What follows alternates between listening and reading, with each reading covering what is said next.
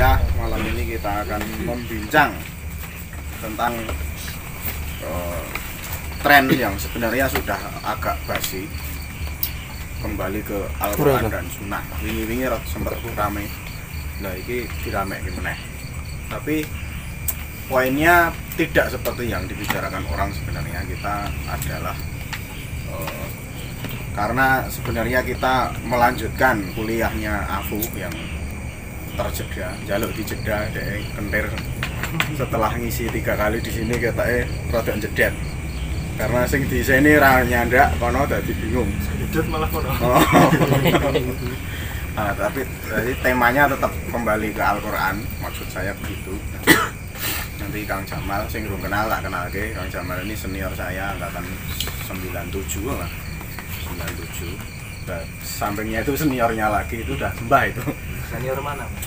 Senior di Ki Ageng Bonoloyo. Bukan Ki Ageng Bonoloyo. Di kita dulu pernah nyantrik di Ki Ageng Bonoloyo. Itu nama kuburan terbesar di Solo. Coba belajare kuwi. Kijing. Heeh, bener. Dari arep ujiane ngapal kene nyanding kijing. Meskipun ternyata itu di taklim jane ra etuk nih. Kene iki melampaui ya. Wis biyen. Kita itu adalah orang yang melampaui itu semua. Jadi luar biasa. Begitu. Nek ndelok ceritane jane beliau tidak terlalu fokus ngomong ke keislaman setahu saya. Dia lebih konsen ke nek ngeruntut studinya, dia konsen ke bahasa asing, studinya hubungan internasional, masih setingkat di bawahnya Mas Sarono. Nek Kang Jamal hubungan internasional jangan hubungan intim.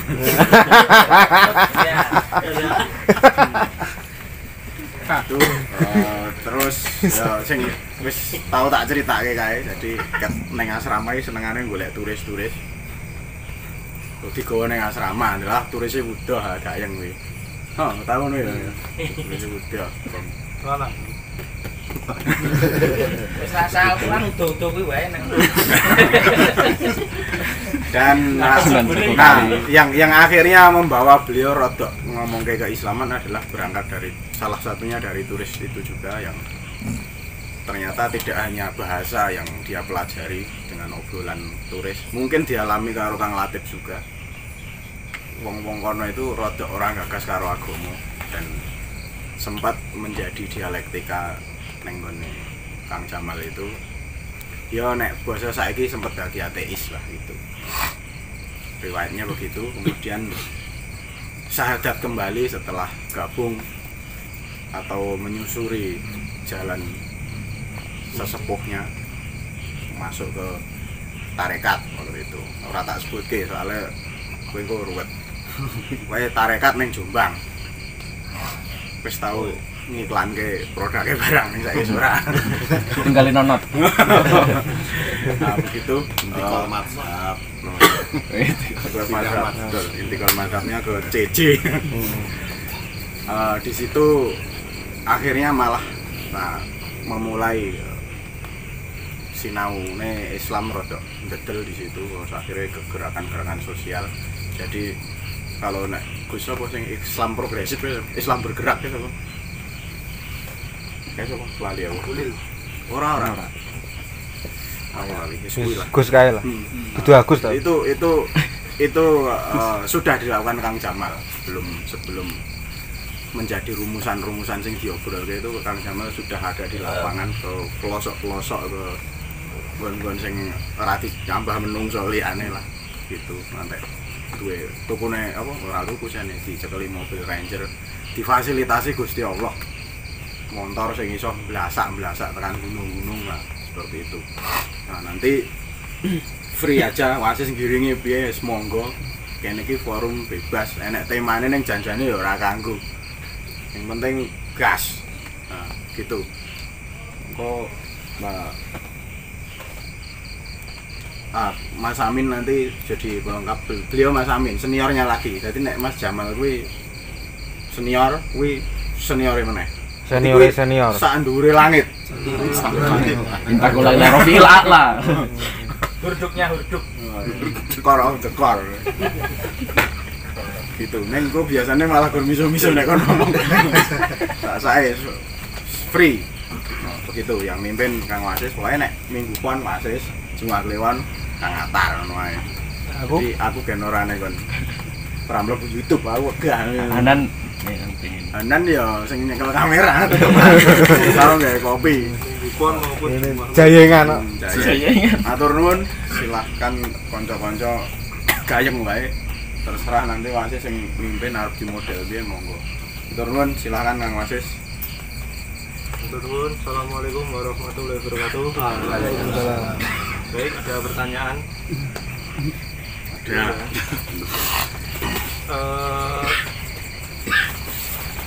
Tema yang disodorkan Mas Agis ini terus terang saya rada ini kaget nih, orang kaget banget. Tapi kader Muhammadiyah ya kan. Karena kembali ke Al-Quran dan Sunnah ini kan sesuatu yang digaungkan oleh yang bukan Kang Kenyot, Kang Kenyot bagaimana kembali ke Al-Quran dan Sunnah. Ternyata ada tanda tanyanya. Jadi saya rasa ini justru mengkritik atau membuat antitesis terhadap kelompok atau orang-orang yang menggaungkan itu kembali ke Al-Quran dan Sunnah. Kalau pernah dengar khutbah itu ketika di semacam di debat, harus kembali ke Al-Quran dan Sunnah. Yang kedua, ya kamu aja yang kembali, saya dari dulu sudah Al-Quran dan Sunnah, kamu yang bulannya kejauhan harus kembali. Gitu. Nah, mungkin malam hari ini nanti Kang Jamal Ngejoantah yang kompatibel dengan tagline-nya Majelis Yasin Fadilah Mantung Galih Mantung Ngejoantah kompatibel dengan Kang Jamal Ngejoantah. Gitu teman-teman semua. Jadi nanti kalau di tengah-tengah Kang Jamal menjelaskan ada sesuatu yang perlu ditandaskan atau dieksplorasi lebih lanjut, langsung disaut saja. Gitu Rodol.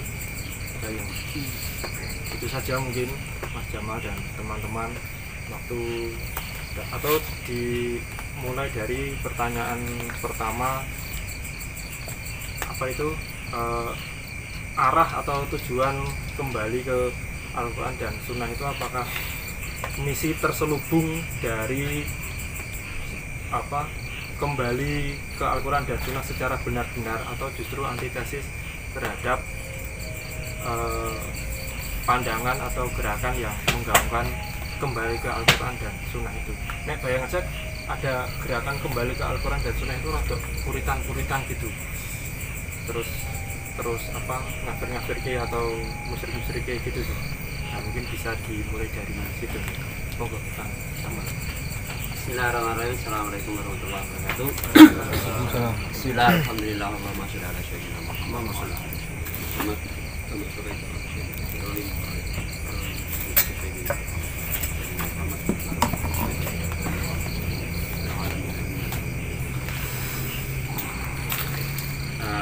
Langsung saja ya. Memang ketika saya disodori pertama kali tema itu, langsung tanggapan yang saya berikan adalah wah, provokatif.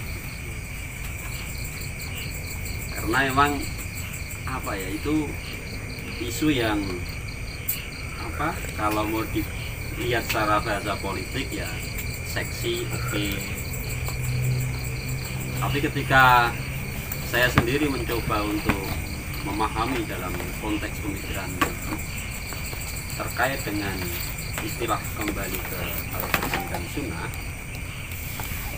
itu satu hal yang perlu untuk di-refresh paling awal, dan mungkin teman-teman semua sudah banyak mendapatkan materi sebelumnya dari aku tentang Al-Quran. Yang perlu di-refresh pertama adalah bukan persoalan sudah atau belum kita menyandarkan diri pada Al-Quran dan Sunnah, tapi yang perlu di-refresh paling awal adalah bagaimana kita memahami dulu tentang Al-Quran dan Sunnah. Karena apa? Karena itu merupakan satu basis ketika kita akan mengelaborasi terkait semua. Al-Quran bisa dipahami oleh siapapun dengan logika apapun.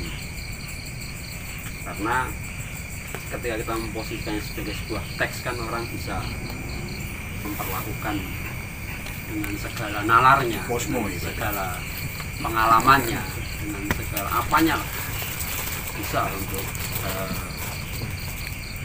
memperlakukan terhadap teks itu.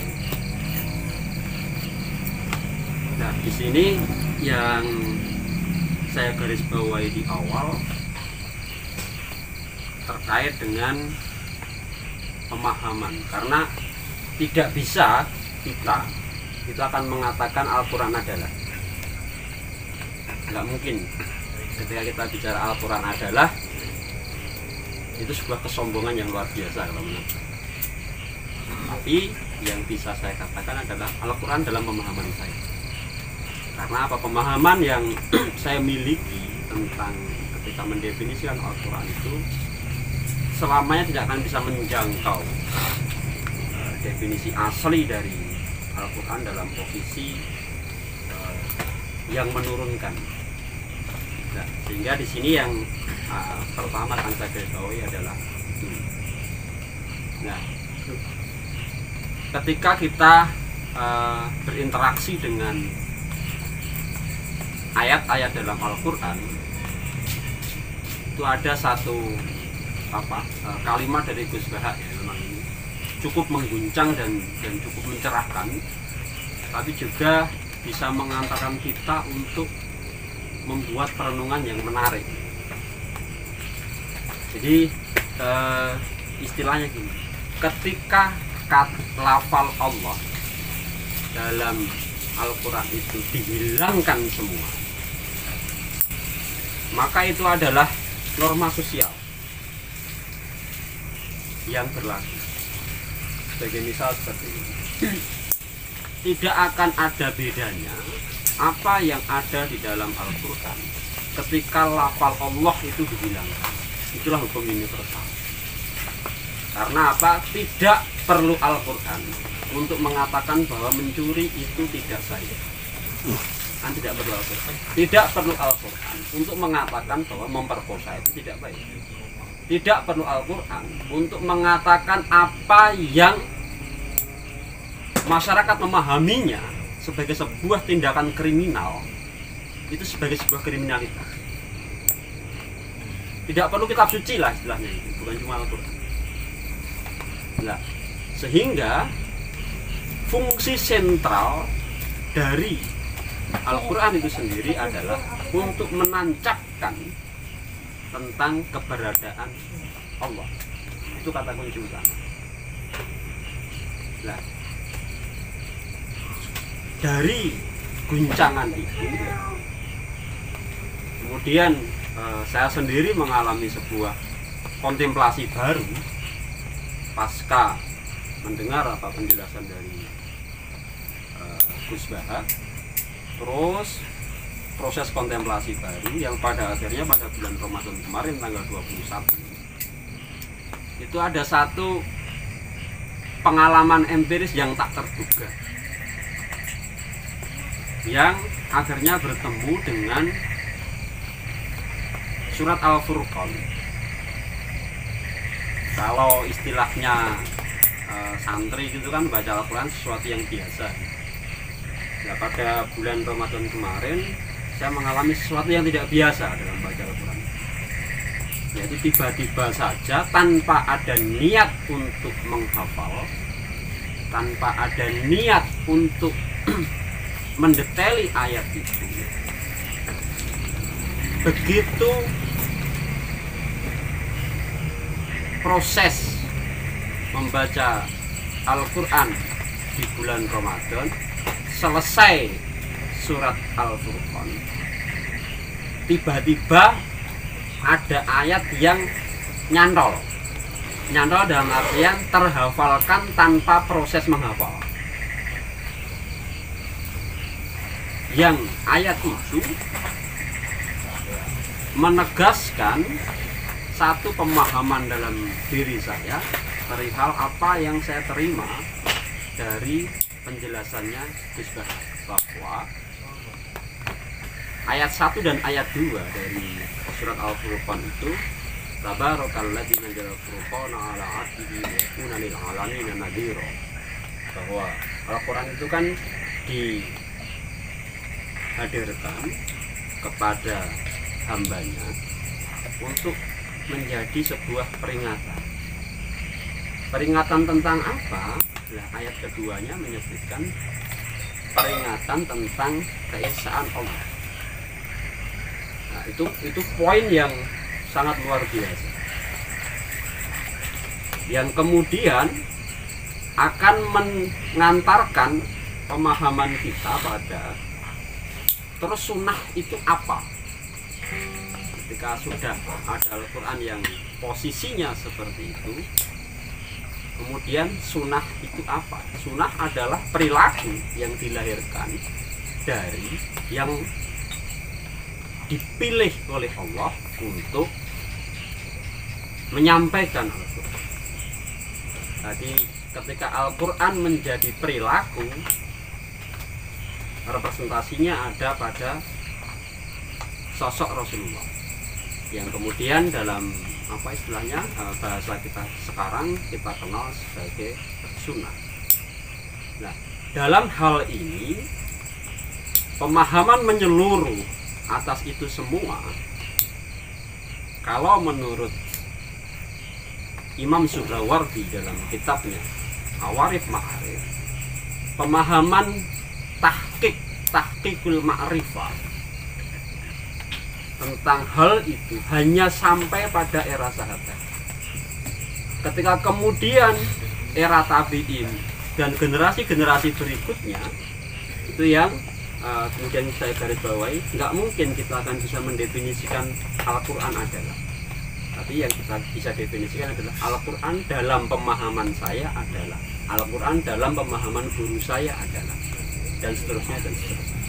Karena apa? Karena mulai era tabi'in itu sebagian memahami sebagian, sebagian memahami sebagian, sebagian memahami sebagian, sebagian memahami sebagian. Sudah tidak ada lagi apa istilahnya tahqiqul ma'rifah dan juga daqaiqul ma'rifah. Pemahaman yang utuh itu sudah mulai terdiversifikasi, sebagian di sana, sebagian di sana, sebagian di sana, sebagian di sana, sebagian di sana. Yang dengan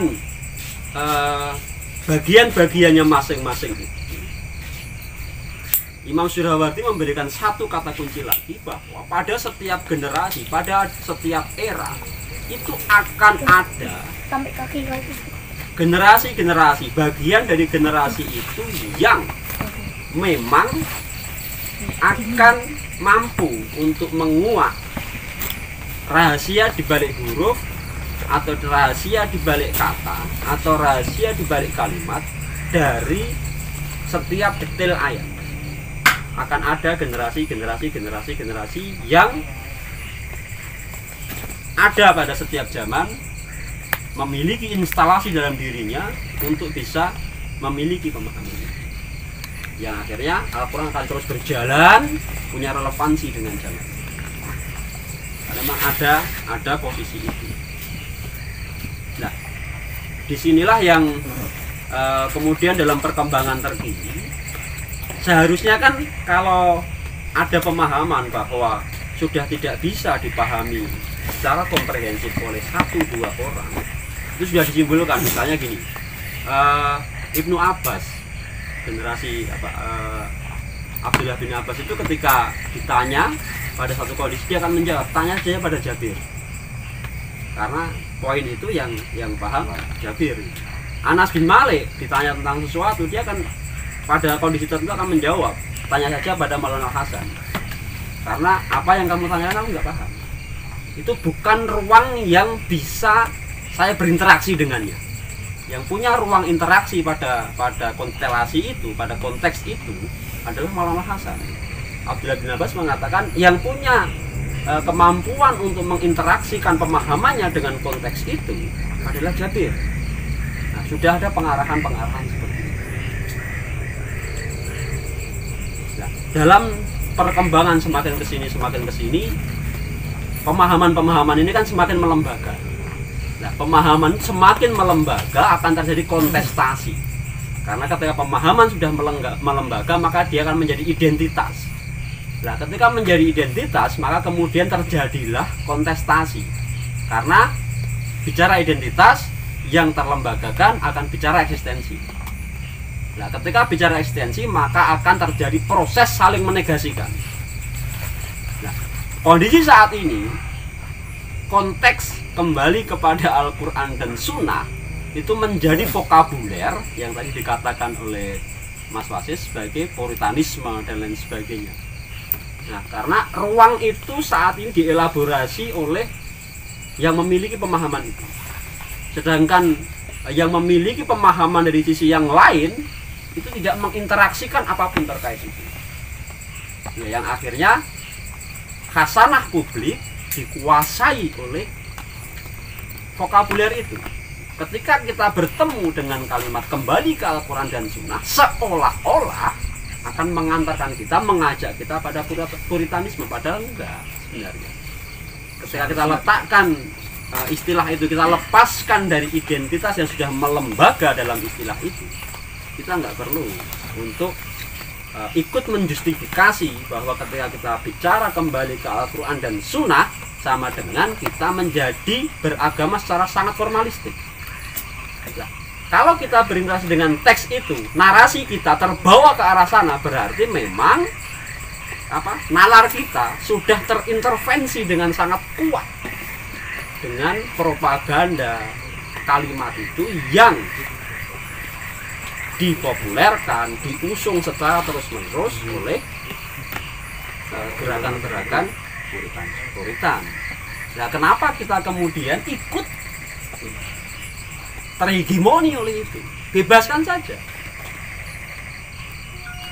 Karena memang banyak sekali ya istilah-istilahnya. Ketika kita memahami sunnah adalah implementasi Al-Quran secara komprehensif oleh Rasulullah, kita akan ketemu banyak sekali istilah-istilah ini. Siapa yang tidak mengikuti ini maka ini adalah sunnahku. Barang siapa yang tidak mengikuti sunnahku maka dia tidak menjadi bagian dariku, atau tidak menjadi bagian golonganku, atau tidak menjadi bagian umatku.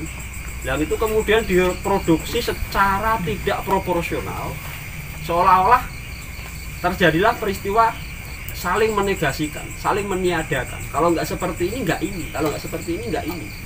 Padahal kalau kita kembalikan pada posisi intisari dari keberadaan Al-Quran yang paling primer itu adalah ilmu Allah, pemahaman terhadap ubudiyah kita kepada Allah Subhanahu wa Ta'ala. Selesai itu sebenarnya. Makanya kemudian muncul istilah kafir kan. Kafir itu kan istilah primernya adalah kita yaitu kelompok atau golongan yang tertutup pengetahuannya atas Allah. Garis bawahnya kan cuma itu. Tidak bisa kita mengatakan bahwa wong ora salat kuwi kafir. Tidak bisa. Selama dia tidak mengingkari tentang keberadaan Allah. Ya intine dia agak males, ya wis ben. Repot, agak males, agak wegah lah. Boh, tirakatnya nih nggak alat. Tirakat ya, akhirnya kan juga sama. Diproduksi juga kalimat-kalimat yang menarik gitu. Ora salat, sholat aja mbak waktu. Ora sholat apa enggak mau bagi awak. Nah itu sudah istilahnya narasi-narasi yang sebenarnya istilah sederhananya lah. Ya intine iki males ngono wae lah. Dibalut dengan kalimat-kalimat sing males gitu. Asline males kakean sih. Ini kan jawab males no kan juga ketoke kok ora kelas. Enak banget. Ora wangun. Ketok kafir. Nah saiki ya. Ora umume. Padahal umum. Golongan-golongan Pop. yang tidak memberi antitesa lain dari arus utama kembali ke Al-Quran Sunnah yang cenderung puritan itu ditengarai kenapa? Nah, bisa jadi ini misalnya, ya memang dia nggak terganggu dengan itu. Yuk, jika aku kanggumu seperti itu penting dan serius, ya, yus monggo silahkan. Saya tidak terintervensi, kowe ngomong ngono, ya yus monggo salah saja. Kowe gunake, misalnya kamu menggunakan istilah itu dalam sisi formalistik, saya menggunakan ruang yang lain bahwa misalnya gini, kalau Imam Syuhrabadi dalam Awarif Ma'arif kan menggunakan yang beliau pakai adalah pesannya Rasulullah kepada Abdullah bin Umar kalau nggak salah, hei anakku, ketahuilah bahwa ketika dalam hatimu itu tidak ada rasa benci, iri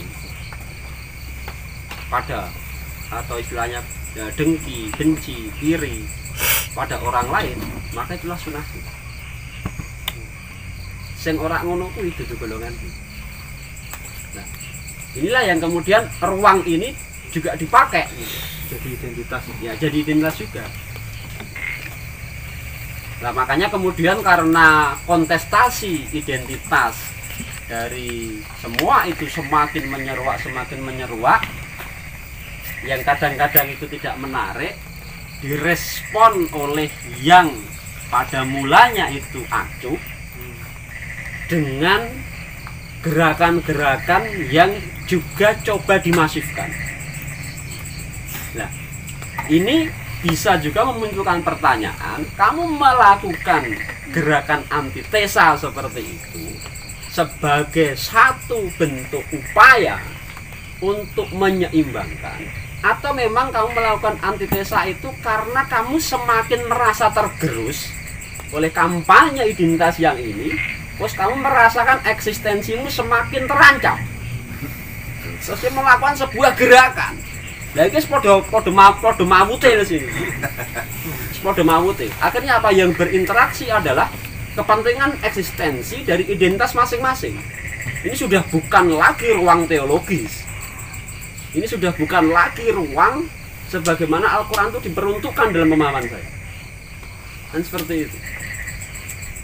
Karena ya terus ngopo gitu loh. Ketika bereaksi sebagai sebuah sikap untuk mengekspresikan ketergerusan. Wah, yen cara-cara ning ngene iki jamaah saya entek. Kabeh-kabeh saya melu mrono. Ha iki nongkrong biasane wong 100 dadi 70, 60, 30, 20. Ketika wis mulai masuk ning angka kari wong 10, wah ini harus bikin narasi penyeimbang ini. Sebenarnya bukan narasi penyeimbang. Ini bagaimana kita mengembalikan jamaah kita yang hilang ini. Nah, kalau interaksinya sudah seperti itu sudah sama, nggak ada bedanya sebenarnya. Karena perebutannya sudah perebutan, bukan lagi mendudukkan satu permasalahan, satu kondisi pada kondisinya tidak mungkin netral ya, senetral mungkin, sebersih mungkin, akan tapi sudah penuh dengan noda-noda kepentingan eksistensi. Nah, ini yang kemudian istilahnya cahaya pancaran dari Al-Quran yang seharusnya bisa menembus sukmamu itu kamu halangi sendiri dengan menciptakan bercak-bercak di depannya. Akhirnya menjadi repot banget, terus istilahnya akhirnya kan sama saja ini. Ada ekstremisme kanan, ada ekstremisme kiri, ada ekstremisme puritanisme, ada ekstremisme tasawuf misalnya. Nah ini kan ya wis akhirnya padha bae orang yang beda. Karena apa yang terjadi adalah saling mengomentari. Yang terjadi adalah saling counter mengcounter. Tapi dalam konteks akan menjadi baik ketika itu dalam konteks menyampaikan sisi lain, tapi bukan untuk melu mrene. Ini kan memang batasannya memang tipis sekali ya. Sangat tipis sekali batasan-batasannya. Sehingga oleh banyak para pengkajinya itu Al-Quran hanya akan bisa dipahami dengan baik apabila dia yang berinteraksi dengan Al-Quran itu memang memiliki apa istilahnya, kemurnian motivasi, ketulusan motivasi yang semata-mata untuk mengekspresikan ubudiyah. Aku seorang hamba. Nah ini kata kunci penting ya. Kenapa istilahnya Nabi misalnya gitu ya, itu dilepaskan dari narasi, dilepaskan dari intervensi wacana, hingga diposisikan para nabi itu banyak yang bumi gitu ya. Itu karena apa? Karena biar maksudnya itu adalah narasi-narasi miliknya sendiri itu berada pada ruang yang terkontrol, tidak mendominasi. Sehingga Al-Quran memang betul-betul akan menjadi petunjuk bagi individu yang bisa berinteraksi dengan Al-Quran dalam posisi yang seperti itu. Tapi akan beralih menjadi pembenaran ketika kita berinteraksinya itu sudah syarat kepentingan. Akhirnya di pandangan ini golek ke dasare. Di pandangan ini golek ke dasare ning Quran, golek ke dasare ning hadis, golek ke dasare. Akhirnya yaitu terjadi pemerkosaan, pemaksaan. Mas Siti cocok gitu loh, itu cocok gitu. Nah, akhirnya seperti itu. Itu baru bisa saya memiliki pengalaman empiris terkait itu ya pada bulan Ramadan kemarin yang saya sampaikan tadi. Tidak ada kepentingan apapun untuk mencari apapun, tapi tiba-tiba apa istilahnya diinstal sesuatu yang loh, itu kok rampung moco ini kenapa? Ada beberapa ayat ngerti-ngerti kok nyantol gitu. Nyantol itu bukan dalam artian ada pemahamannya, tapi nyantolnya itu nyantol secara teks. Ngerti-ngerti apal tanpa proses ngapal gitu. Dan sebelum-sebelumnya belum pernah menghafalkan ayat itu dan juga belum pernah melakukan pengkajian terhadap ayat itu. Jadi memang betul-betul istilahnya kalau secara teks gitu asing, ya petukin pas maca Quran, ora maca Quran ya ora petuk. Dan itu pun petuk sing ora gagas kan, ya supaya dhewe nang dalan simpang angkar kan petuk banyak orang gitu. Tapi kan kita nggak gagas satu persatunya siapa, bagaimana dan seterusnya. Nah, kalau memang bisa untuk bergerak ke arah sana, nah itu akan menjadi menarik. Memang ya itu tadi kata kunci utamanya adalah bagaimana kita bisa sofwah gitu ya. Kita bisa betul-betul bergerak semaksimal mungkin, motivasi kepentingan kita itu dalam kondisi yang terkendali, tidak mendominasi gerak langkah dalam berinteraksi dengan kembali ke Al-Quran dan Sunnah. Ya ada yang membuat gojekan-gojekan, ya kowe sing bali, kowe sing selama ini dolan neng ndi, aku ya ora neng ndi. Ya kowe ora neng ndi wong kowe ora kenal Quran ki apa Sunnah ki apa masalahnya. Ya kamu tidak merasa tidak kemana-mana juga. Karena apa? Karena ya itu tadi neng Quran itu wah menarik banget istilah itu sebenarnya. Lafal Allah gitu dihilangkan dari Quran. Ya udah selesai. Tidak mengubah esensi. Nah, tidak, maksudnya selesai itu ya wis, itulah pemaham nilai universal gitu. Nilai universal. Nah, untuk menjadi tidak istilahnya bukan nilai universal secara hukum sosial, menjadi sesuatu yang bersifat teologis, disitulah kuatkan lafal Allah. Pengenalan pada keberadaan Sang Pencipta. Itu poin yang sangat luar biasa.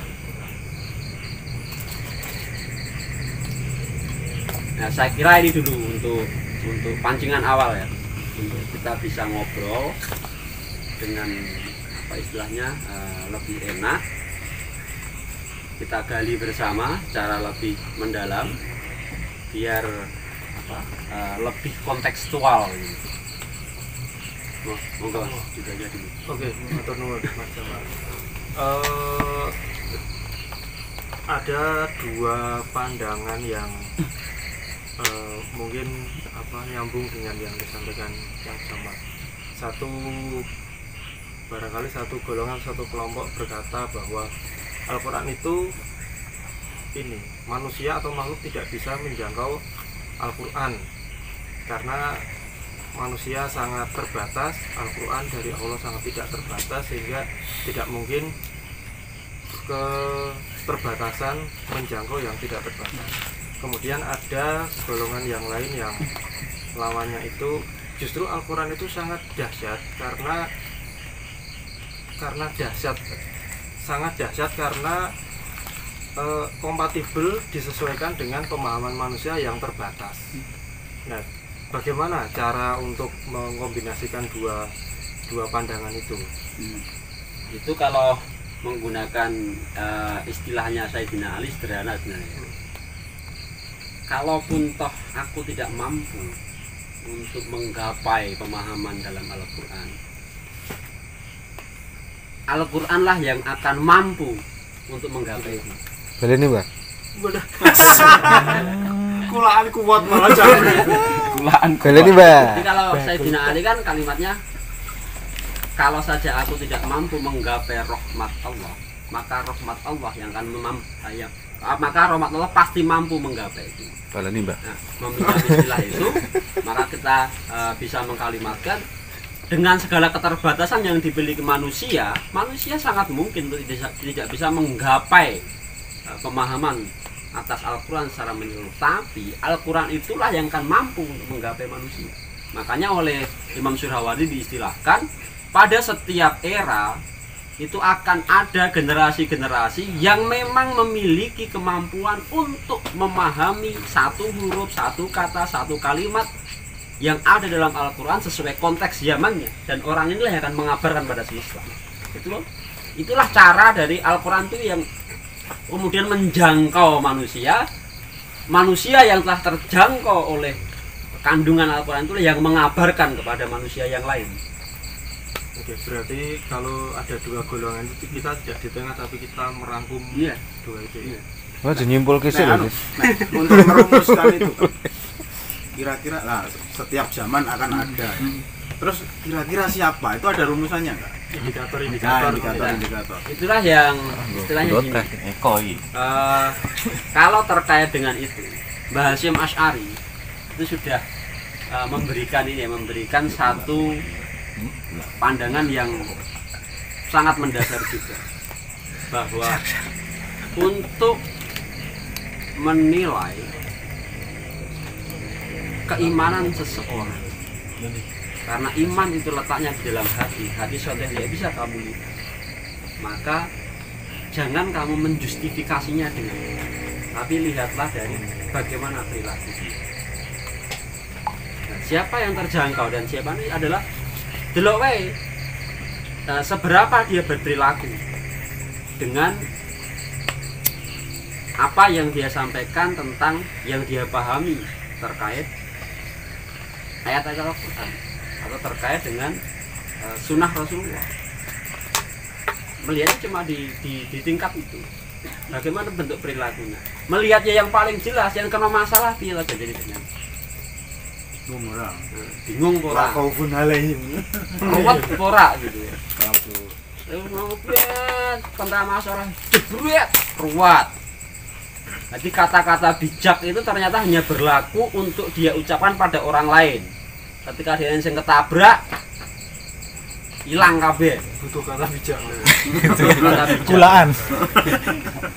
Itu yang berarti masih ada keterjarakan, bahwa makanya dalam kaidah keilmuan itu kan sebuah ilmu itu tidak akan bisa diukur dari banyaknya riwayat yang dia miliki, Jadi sebuah ilmu itu ukurlah dari seberapa yang bisa menjadi perilaku.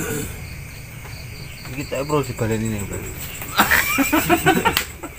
Wah, ketekan wong edan. Piye, Bang? Bener ora dadi moderator kon bolan baleni. Jadi sebuah ilmu itu jangan diukur dari seberapa banyak yang bisa dia riwayatkan. Tapi ukurlah sebuah ilmu itu dari seberapa yang bisa dia jadikan sebagai perilaku. Lakone Itu kanthi Ilmu kalau kali lah. Dipatrapne. Nah, ngono. Ya lho. lakone kanthi laku nek Ah, iya. Hak melok muat. Oke, itu teman-teman silahkan yang mau nyaut nyalengi pertanyaan atau membuka pertanyaan supaya muncul kuat-kuat yang dimunculkan oleh Mas Hanan. Nanti orang Aku yang gua share. sudah ini lah gampangnya, wong wis memang bener-bener oke, dia sudah berada pada Al-Quran dan Sunnah yang dia pahami itu ya delok wae kalau dia sudah menjadi nafsul mutmainah, Bapak. Sakinah dia seperti apa sih? Ketenangan dia dalam menghadapi segala situasi dan kondisi seperti apa? Tiwas goleki bul kita dhewe wae. Goleki ndi. Lah kok ngene Mas. Lah aku. bola aku. Aku sing kentut aku sebenarnya. Nalar lawak ngono. Monggo, ada tambahan statement apa kan? Monggo disambung. Apa pertanyaan? Lo jetaren aku lho, Al-Quran. Eko. Eko, wah Sunan Mancasan. Ngene, pertanyaannya ngene untuk Eko. Ndi bisa? Oke. Nah, temanya kembali ke Al-Quran dan Sunnah. Terus yang muncul di Utekmu. benak apa yang terus supaya bisa direspon Kang Jamal?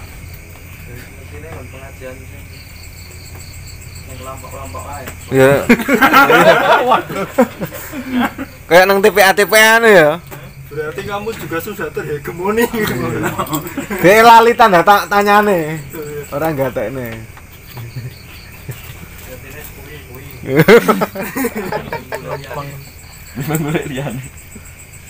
Nek gerakan puritan kuwi memang ket biyen ono, Mbak? Apa anyar-anyar?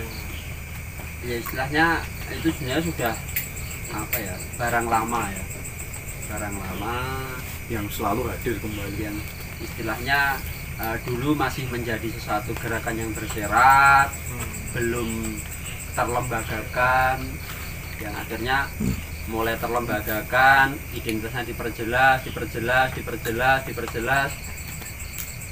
akhirnya kan muncul sebagai sebuah institusi ya, institusi dalam tanda kutip ya, Organisasinya. bukan cuma organisasi, menjadi apa, dia memproduksi simbol-simbol gerakannya sebagai sebuah identitas. Itu bukan cuma di puritanisme, tarekat kan juga sama. Jadi akhirnya kan muncul istilah-istilah saling ngeklaim. Yo orang-orang tarekat mengatakan beragama sing bener iki yo ngene iki. Kanca-kanca istilahnya syariat juga ya sing bener iki yo ngene iki. Ya mereka akhirnya kan saling beradu identitas sebenarnya.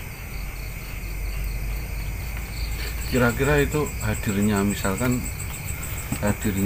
kalau di lingkungan pondok pesantren kan sering kita kaji tafsir Jalalain, tafsir Munir, atau mungkin kalau lokalan sini tafsir Al-Ibris. Iya.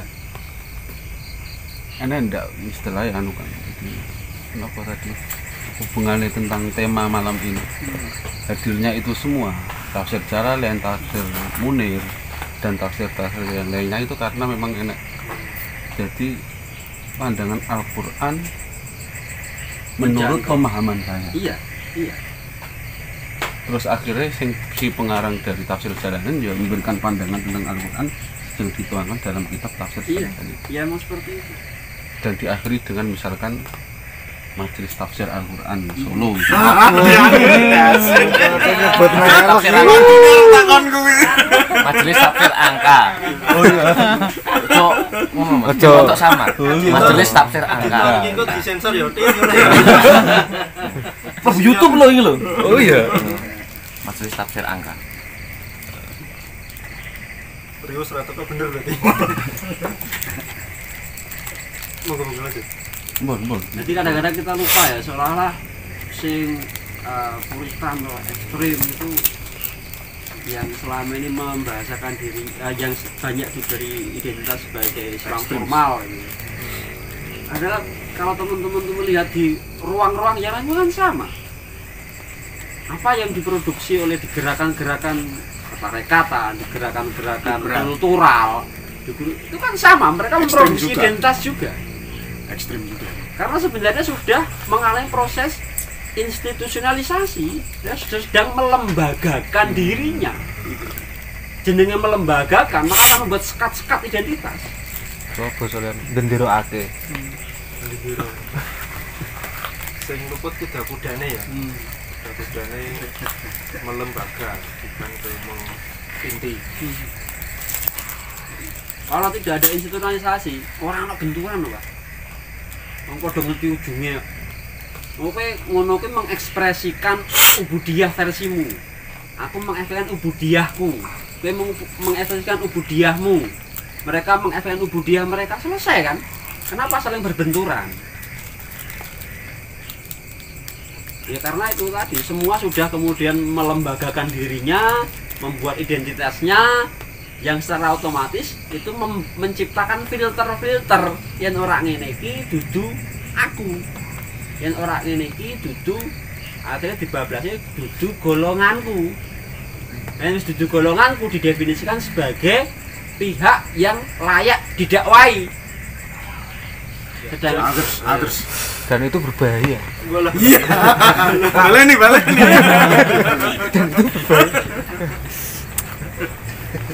Pengintinya lagi mau. Padahal misalnya Sufyan Ats-Tsauri itu pernah berpesan, kalau itu jelas sesuatu itu memang sudah jelas ada perbedaan pandangan di situ. Jangan kamu salahkan orang lain hanya karena pandangannya berbeda dengan pandangan. Salafus Saleh dulu jadi memberikan not penting garis bawah itu. Secara itu ada perbedaan pandangan, sudahlah. Mereka sudah melakukan pengkajian masing-masing. Jangan kemudian kamu menyalahkan pandangan orang lain hanya karena pandangan dia berbeda dengan pandangannya. Ya biarkan dia dengan pandangannya. Berarti selain kuda-kudanya geser juga sikap bijak itu juga kurang ya? Iya. Jadi masing-masing dia. Itu kan sama kayak quote itu.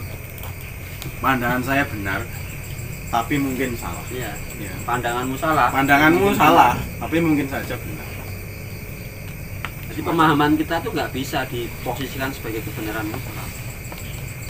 Dan ini sebenarnya bukan cuma dia nih, bukan cuma di apa istilahnya terma agama, di terma sains pun kan juga seperti itu. Sains itu tidak sudah menyadari bahwa tidak bisa berbicara the nature is. Yes. Alam adalah ini, tapi alam yang saya alami adalah seperti ini, atau pengalaman saya atas semesta adalah Orang fisika pun mengakui itu. 4 kali 4-mu 16. 4 kali 4 kurung. Tidak mesti. Enggak, 4 kali 4 itu tidak dibalas.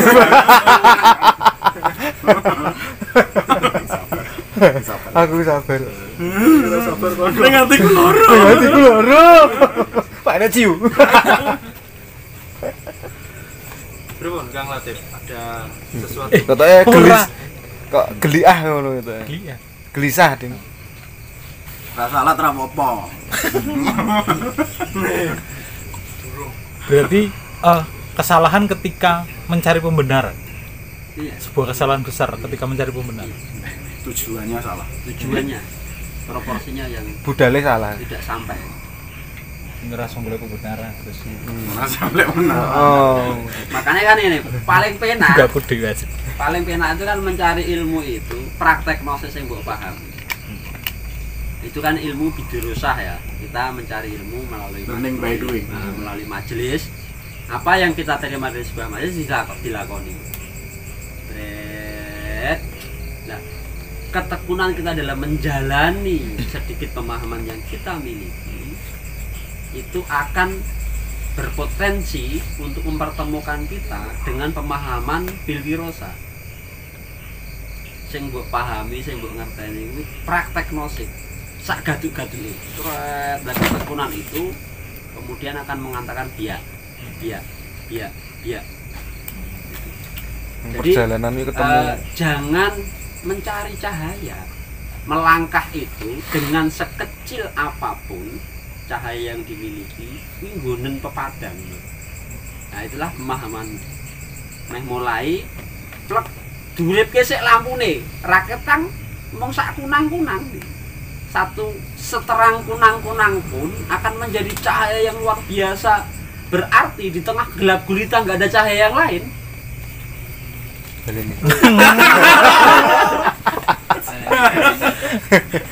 Nek yen kowe mencari cahaya, lagi lah bedane. Yen kowe mencari cahaya, aku iso ruwet. Karena ketika kamu mencari cahaya, itu kamu sudah punya frame. Cahaya yang saya cari adalah begini. Misalnya ketika mencari cahaya yang saya cari adalah lampu. Dalam perjalanan kowe ketemu sentir. ora ganggu. Bukan cahaya. Iki bukan cahaya. Iki geni. Kowe patah hati sih bener. Bener. Baru kuwi nuturi wong patah hati ya. Bener ah, bener. Angel. Ya kuwi mau dilakoni sik. Iya. Urung nglakoni curhat ae. Curhat. Lakonan sing mbok pahami, aja ngenteni nglakoni sak pahammu. Karena pemahaman itu akan terus berkembang. Renek entek. Jalan aja dulu. Pahamku ngene tak lakoni sik, pahamku ngene tak lakoni sik. Terus Jalannya terjadi. Nah, nek iki sing ngomong bahaya. Iki bahaya. Beda. Iki rondo oriented. Jalanin aja dulu. Wah. Konangan bojone. Panjat Minang dulu. Gitu. Telepon Pak, jenengan ada sesuatu. Mas Amin. Ya kalau saya tertarik ke sini sebenarnya cuma di sama Mas Ayis, mau kumpul-kumpul ada yang Jamal gitu ya. Gus Nudon ke sini ya slow gitu aja. Ini menarik sekali pemaparan dari Jamal tadi. Ya bahasanya kalau tulis sekedar ngimboi ya mungkin ya simpel aja. Kalau orang bodoh itu tukaran kan paling ngambil batu untuk melempar musuh itu.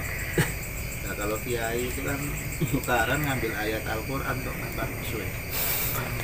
Akhirnya Al-Quran menjadi Iki abot. Al-Quran menjadi legitimasi pembenaran tadi. Itu aja. Nah itu bahayanya kira-kira bahaya yang wong bodoh atau yang kiai tadi. Jadi jangan pernah bercita-cita jadi kiai. Ndak mata Al-Qur'an. Ya kalau ada Al-Qur'an.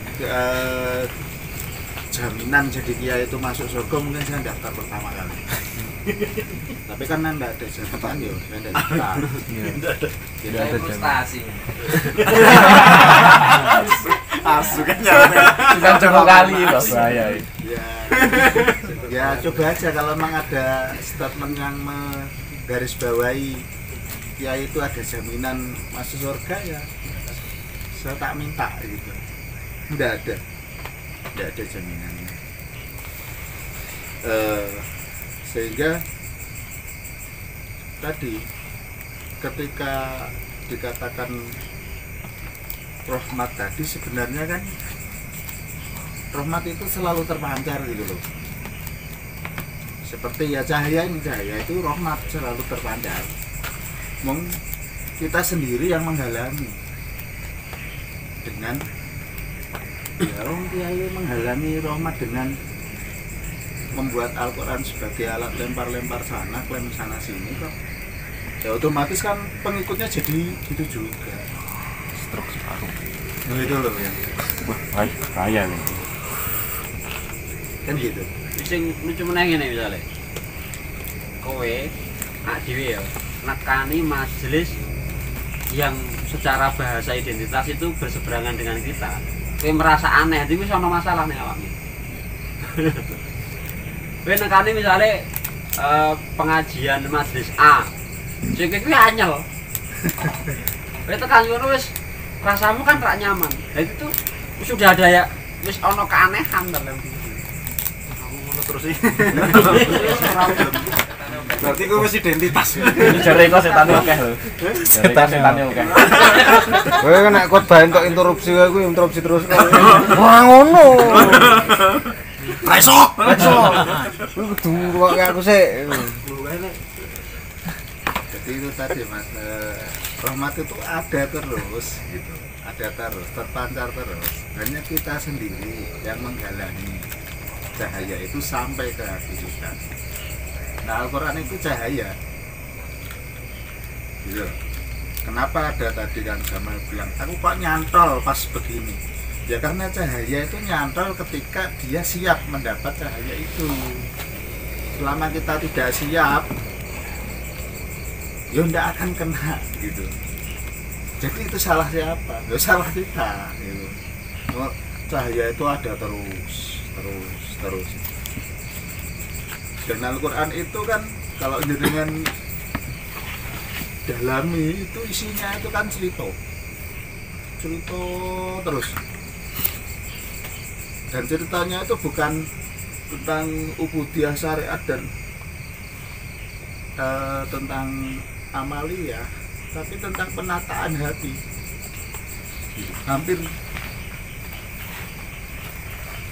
90% itu tentang penataan hati untuk siap menerima rahmatnya Gusti Allah, cahayanya Gusti Allah. Nah, selama kita ada tadi iri dengki loh Mas ya, itulah yang menutup cahaya itu sampai ke hati kita.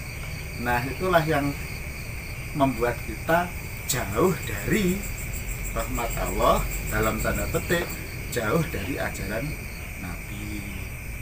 Jadi sunnah Kanjeng Nabi itu apa?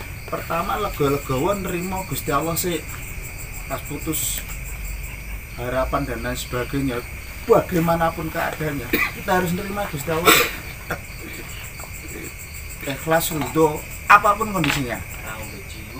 Nah, itu urusan lain, yang penting nerima sih gitu. Nah, kalau kita sudah tidak nerima sih, kita bentina wis miso-miso sik karo Gusti Allah, kira-kira piye misalnya? Balah esuk-esuk sudah nasu misalnya gitu. Misalnya gitu ya. Lah bentina miso-miso kok pengen disayang Gusti Allah ya ora cetha deh. Misalkan seperti hal kecil loh Mas, hal kecil seperti itu. Saya sedang anak bujuku, misalnya gitu. Kita sudah misuh tiap hari, padahal kalau ditarik seperti yang disampaikan Mas, setiap keadaan itu tidak lepas dari kalimat Allah gitu. Di Al-Quran kalau tidak ada kalimat Allahnya kan nilai universal, itu nilai otak kita, nurani kita. Terus hadirnya kata Allah itu untuk menegaskan kita tentang fafiru ilallah, lari ke Allah gitu. Lari ke Allah itu gimana? Ya tadi nerimo keadaan sih yang give ke kita. Kue etok cahayanya kunang-kunang tadi ya ditompo sih. Itu. Nah, dia seorang nompo sih ngayah sing neko-neko ya ora ketemu lah. Kalau ahli tafsir tadi memahami Al-Quran sesuai pandangan dia, ya ono yang perlu ya, Imam Al-Ghazali itu nulis kitab sudah 1000 kitab di pinggir sungai, itu ceritanya. Nulis, wah 1000 kitab, ini mau kerentak loh. Kiranya cukup sekian saya menulis ilmu tentang Allah. Zaman biyen kan nganggo tinta bak itu, dicolopke itu, lewat nang dhuwure itu ada burung netes si tulisannya Imam Ghazali itu dengan air jeblok atau ya. Imam Ghazali miso-miso itu dalam itu kurang ajar mana menulis kalimat terakhir malah ditetesi. Lha manuke dikersake Gusti Allah semaur. Lho ya kemakiman Imam Ghazali gak nulis apa kitab 1000 wis ngaku-ngaku ngerti ilmune Gusti Allah, cukup sekian saya menulis kalimat Allah. Lah kowe ngopo gean wira-wiri ayat mau tak delok kok kali terus nang mampir nang wit lho aku meh garingke kali kuwi jari manuk. Oh ya ora mungkin. Wong kowe paling setiap kali kamu jalan mung sak cucukmu tok kuwi kok iso ngeringke sungai. Ya timbang kowe kali segoro ilmune Gusti Allah ditambah 7 tambahan kok iso nulis kowe iso nulis yen 1000 kitabmu itu cukup sekian ilmu tentang Allah. Ya mungkin. Itulah yang akhirnya menyadarkan Imam Ghazali di akhir katanya itu ditulis wallahu a'lam bishawab. Wis nulis 1000 kitab Mas. Ditulis wallahu a'lam bishawab. Makanya pemahaman Al-Qur'an itu memang kayak Mas Jamil tadi bilang, menurut pemahaman saya baru begini. Dan jangan sampai kita mengklaim kuwi urung duwe ilmu alat, urung duwe ilmu ngene, urung duwe ilmu, dia tidak bisa memahami Al-Qur'an. Ya ndak bisa. Allah itu punya sifat jais. Dia nek urung ngerti apa-apa dikek ilmu laduni iso ya Mas ya. Ya gitu loh. Sehingga ini tidak bisa kita mengklaim kita yang paling benar, karena sesungguhnya ketika kita mengklaim paling benar itu menunjukkan kebodohan kita. Orang yang pandai itu adalah orang yang merasa belum tahu sehingga dia akan selalu mencari tahu. Nah, tenang. Belajar dari kisahnya Imam Ghazali tadi, tidak merasa cukup sekian itu. Coba medhot jamu aku cukup sekian kok. Ora. Cukup sekian ku dilanjut meneh. Sementara ini sih. Baca lagi dulu. Aku sementara. Yang lain monggo nyambung. Iki iki cerita apa? Tahu gendut karo sing inisial MTA-mu kok. Inisial MTA. Titit neh lho. Titit neh. Aku tau nyauri gue yang radi gagas. Soalnya nang radio.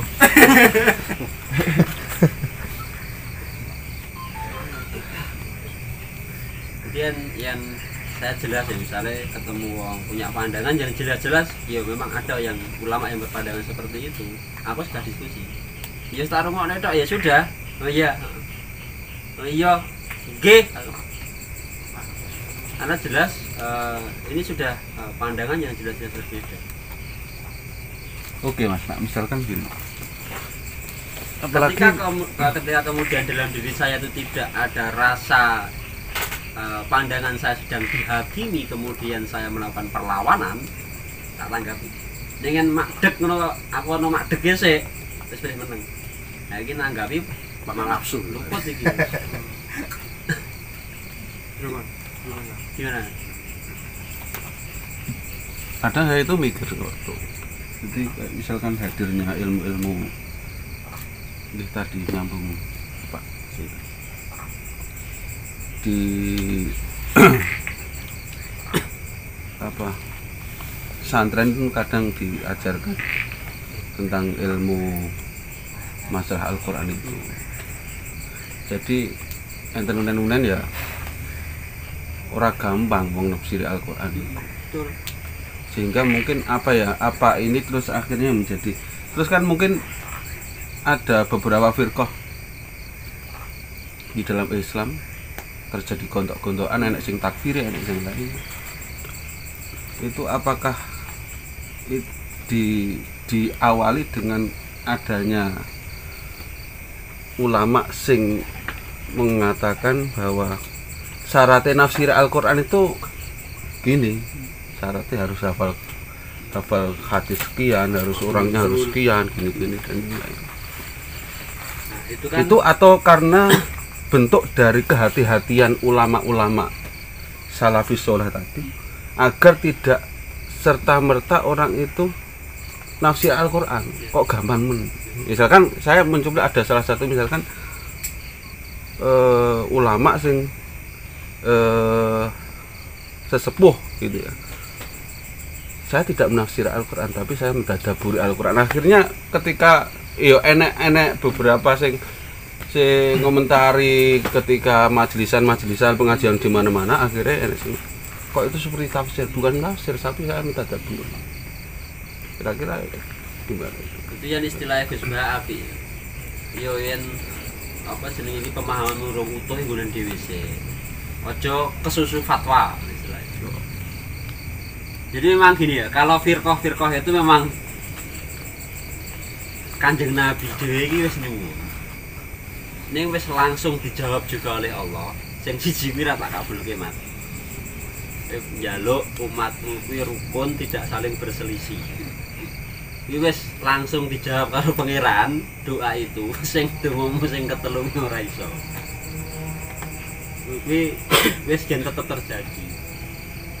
Jadi karena itu dikembalikan pada ini bahwa disitulah sebenarnya satu titik sentral dari ujian orang untuk mencari ilmu. Bagaimana ketika kamu itu bisa sofwah, bisa istilahnya tidak syarat kebutuhan eksistensi, maka kamu akan selamat, kamu akan baik-baik saja. Tapi ketika kemudian dalam perjalananmu itu terlalu banyak noda kepentingan atas eksistensi, ya itulah masalah. Memang ketika kemudian dijadikan standar ilmu, pasti ilmu itu akan menghadirkan satu indikator, instrumen, pasti akan diadakan. Karena itu juga sebagai sebuah upaya agar orang tidak mudah untuk mempermainkan sebenarnya. Ora saenakiyah gitu loh. Itu memang ikhtiar dari para salafus soleh untuk membentengi dari kesaenakiyahan itu. Yang akhirnya oleh golongan-golongan sekarang dengan sudah adanya indeks Al-Qur'an, dengan sudah adanya ini dan itu. Lah ngopo nafsir dadak perlu apal 30 juz misalnya. Nanti goleki nang indeks tung takoke Mbah Ugel metu kabeh ret, ayat nangi ngumpul, dicoto, diwaca. Itu kan satu excuse dari generasi sekarang. Generasi sekarang yang kemudian sudah terfasilitasi dengan kemajuan sains, akhirnya untuk bisa mengenal bagian per bagian itu tidak harus melalui apal, yang sudah bisa dilihat di indexing ya, mana indeks ayat tentang iki surat wae to toto akhirnya di situ kemudian dilakukan upaya untuk membuat tafsir atas itu. Nah, tapi kan sekali lagi satu hal yang tidak bisa diabaikan adalah komprehensivitas. Itu tidak melulu hanya berhubungan dengan seberapa banyak yang kamu tahu. Masalahnya kan itu. Tapi seberapa banyak yang sudah bisa mengikatmu menjadi sebuah nilai yang memang kamu bawa, yang memang menyukma dalam diri. Yang itu wis menyukma nang gone awakmu kan ya wis penak. Artinya apa? Artinya semakin nilai itu terinternalisasi dengan kuat dalam diri kita, sebenarnya kita akan semakin tidak berkepentingan dengan yang namanya eksistensi. Ketika kita dalam berdakwah itu paham betul innama anta mudzakir, tugasmu ki mung menyampaikan peringatan, mung ngelingke. Sing mbok elingke gelem nglakoni apa ora itu jangan merisaukanmu. Janganlah engkau berbangga ketika sing mbok elingke kuwi nglakoni. Dan kowe yo aja sedih ketika sing mbok elingke kuwi cuek. Tapi ketika kita itu dalam menyampaikan sudah dimuati dengan kepentingan kudu manut, mulai masalah. Masalah aja jadi dudu nang gone sing ora manut, masalah nang nggon kowe sing nyampeke. Sing ngudukke manut ya sapa?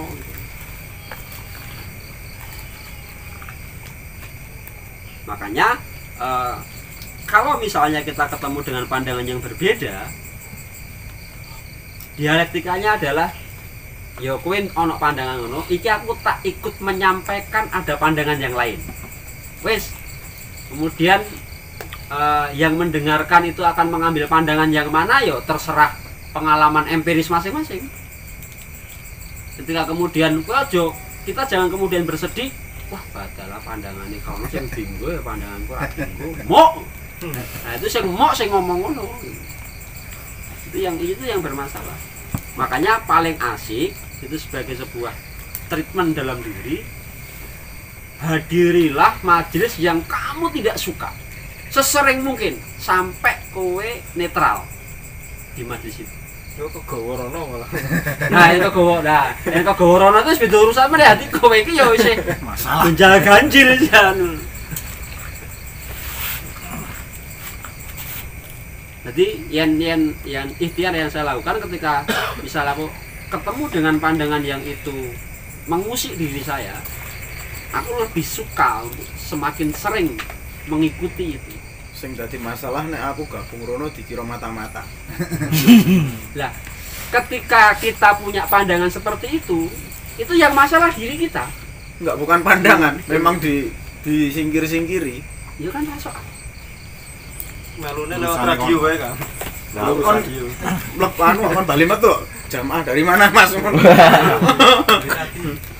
Dari enak. Masuk nek kowe. Enteng ning jero. Tadi itu kan yang apa? Ada enggak jaminan masuk surga? Itu sebenarnya juga kritik terhadap kita semua gitu ya. Bahwa seringkali ketika sampai pada titik tataran itu, entah itu disebut kiai, ilmuwan, apapun, mengklaim dia yang paling benar. Padahal surga itu kan hak mutlak Allah, dikasihkan siapa. Bahkan kita mau mencari cahaya pun tidak akan pernah sampai ke cahaya kalau Allah nggak menghendaki. Jadi terusannya seperti itu. Permasalahan kita itu kan karena kita mengklaim sudah sampai tataran tertentu tadi, dan ini yang dikhawatirkan kita terjebak dengan pola pikir Yahudi gitu, dalam tanda petik nggih, bukan agamanya tapi pola pikirnya. Duduk golonganku gitu loh, kan gitu. Orang Yahudi kan duduk nabine ora saka golongane kan ogah gitu. Bahkan kita nyuwun sewu yang duduk golongane awake dhewe wegah gitu. Itu sebenarnya kita masuk dalam pola pikir Yahudi secara tidak langsung gitu. Kita di majelis ini misalkan kita kok tiba-tiba merasa majelis awake dhewe itu ya sing bener misalkan, kita juga terjebak dengan pola pikir Yahudi gitu. Jadi Yahudi tidak dalam bentuk agama tapi pola pikir, masuk dalam kerangka kesombongan tadi. Memang Yahudi dengan iblis kan berkolaborasi itu tentang kesombongan tadi, merasa makhluk paling hebat. Itu kita lucu aja, masih itu iblis pernah nih. Jadi yo kesel itu ngoda manusia lebih jahat dari dia gitu kan. Itu dia bertanya kepada Nabi Musa. Musa, gue kan kalimah Allah, so bicara langsung dengan Allah. Nah kok itu si iblis itu takut sama kira-kira yang aku kobat ditompo orang takutnya nang Gusti Allah. Jadi iblis masih mengakui Allah. Oke, tak takut kesik, nanti suatu saat kamu datang lagi ke sini. Akhirnya ditanyakan itu kan sama Nabi Musa, selang berapa waktu sesuai perjanjian waktu dengan pertemuan dengan iblis, ketemulah Nabi Musa dengan iblis. Ya Musa, wes buat takut kan? Wes, yo wes renese, di wes tak takut ke iblis, takut ke kena atau apa? Karena syaratnya ora. Syaratnya gampang. Karo Gusti Allah kowe kon goleki kuburane Nabi Adam, terus kowe sujud nang kuburane Nabi Adam. Iblis jaman. Yo wegah lho. Wong jaman Adam e urip aku ora gelem kok saiki kon sujud. Ndang wis mati. Akhire ra sido tobat tekan saiki. Allah yo pinter ya. Piye? Sik. Piye? Iki tak rekam ra? Kita rekam ra? Kayak misalnya gini lah. Bawa ya. Meragukan nih. Neng obrolan awal malah. Dia kan ngomong ya. Sebelum Gusti Allah pinter. Betek. Iki kan diseneng wong wedok. Kalau ini. Nah, itu orang dengan tingkat ketauhidan tinggi akan mengatakan, Gusti, jenengan yang mengharap gawe wong kuwi ngerteni apa sing tak alami lho gampange koyo. Tapi kalau kita internalisasi ketauhidannya itu enggak begitu kuat, munculnya adalah wong kok elok men. Lagi.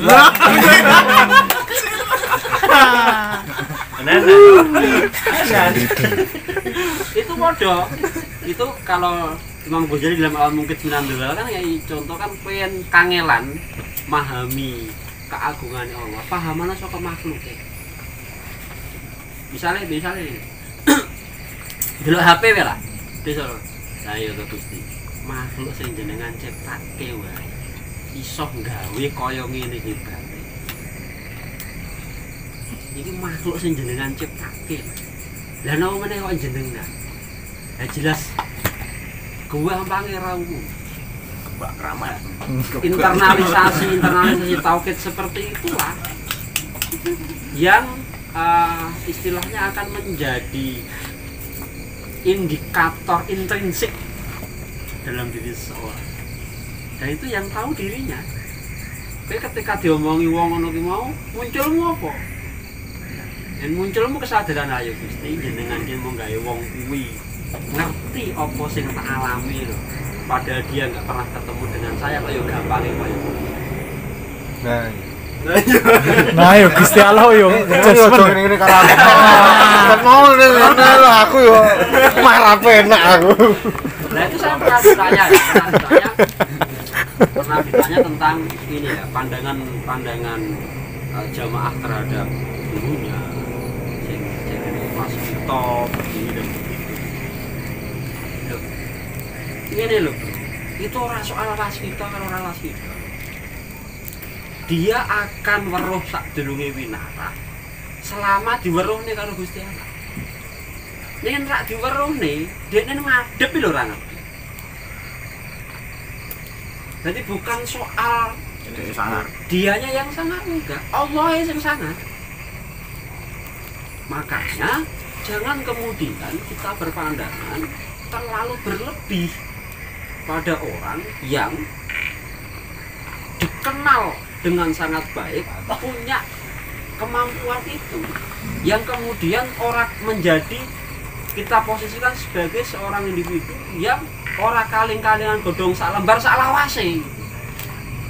Selama dia diberi informasi oleh Allah dengan cara apapun, itu kuasa Allah terhadap sesuatu yang dalam kacamata orang biasa dia tidak tahu menjadi tahu, ya itu wajar, sebuah kewajaran biasa wae. Aja gumunan. Jadi kan dulu orang punya kemampuan seperti itu, munculmu langsung lah yo Lah sapa meneh? sing ngersake yo terjadi semua. Dalam hitungan menit. Menit akan diciak lagi. Di wingking. Nyamuknya dikendor. Sing bener iki kowe ya, Bion, anak Bion. Wis lah, ya tenan to. Jadi tentang ilmu alat tadi Mas ya, kalau kita jalani itu kan umurnya hati ya entek di nganu itu. Kapalnya Alfiah berapa tahun, lemah kuantum dan seterusnya. Akhirnya kita sibuk dengan ilmunya, gitu loh. Itu salah satu kelemahannya di situ. Kalau berbicara kita sibuk tentang tataran-tataran aku apa lagi harus menguasai ini gitu nih. Nah, tapi itu sebenarnya memang awalnya diharapkan supaya hati-hati gitu. Tapi terkadang tadi kita hati-hati malah membentuk kesombongan baru. nah membentuk kesombongan baru itu tadi. Karena Allah itu kan ya wis pas Mas, enggak kayak iki zamane iki zamane iki zamane iki. Kalau dalam bahasanya kamu sama tadi, setiap zaman itu udah ada sing bakal dikei penerus Kanjeng Nabi gitu. Entah lewatnya apa kan itu rahasia Allah ya. Bahkan kalau misalkan saya dari tadi bertanya aja nih do nangke niki meh ngopo gitu, misalnya itu pertanyaan saya. Kumpul-kumpul dengan teman ya meh ngopo. Kalau saya kesini memang dalam rangka husnudon, ketemu konco, silaturahim sebatas itu. Pernah suatu ketika itu kalau pengalaman pribadi saya, saya kecil di Salatiga itu kan lingkungannya orang Islam banyak. Tiba-tiba pengen mondok aja, mondok sampai kuliah pun juga di agama gitu. Sampai ketemu seseorang tuh, ya ternyata selama ini kamu itu baru belum belajar agama gitu. Walaupun di pondok ya wis ngapal-ngapal kayak itu, tapi di klaim saya belum belajar agama. Tenanan kok ora gitu. Tapi dari situ ketika kita mau menerima, ternyata kita memang belum belajar agama. Karena selama ini kita belajar itu kan hanya untuk mencari ijazah, untuk cari kerja. Terus pada ujungnya kita itu menafikan keberadaan Allah. Yang ora kerja ora mangan, yang ora gitu. Itu dari hal-hal simpel itu saja ternyata kita belum belajar agama. Apalagi kita bercita-cita jadi kiai tadi, itu kan tambah adoh gitu. Konteksnya seperti itu. Dan pada satu titik tertentu saja ini surga mah dikek ke sapa kan terserah Gusti Allah. Lewate sapa. Bahkan bisa jadi kita masuk surga itu karena mungkin kenal dengan si A si B. Kita pernah ngapi si A si B.